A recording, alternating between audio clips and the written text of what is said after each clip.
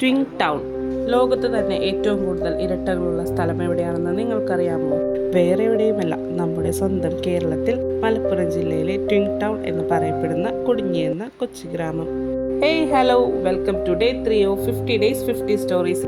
ലോകത്തെ തന്നെ അത്ഭുതപ്പെടുത്തുന്ന കൊടിഞ്ഞി എന്ന ഇരട്ടകളുടെ ഗ്രാമം. സാധാരണമായി 1000 പ്രസവത്തിൽ 4-5 ഇരട്ടക്കുട്ടികൾ ഉണ്ടാകുമ്പോൾ ഇവിടെ അത് 40-ൽ അധികമാണ്. ഏകദേശം 2000 കുടുംബങ്ങളിൽ 400-ൽ കൂടുതൽ ഇരട്ടക്കുട്ടികൾ.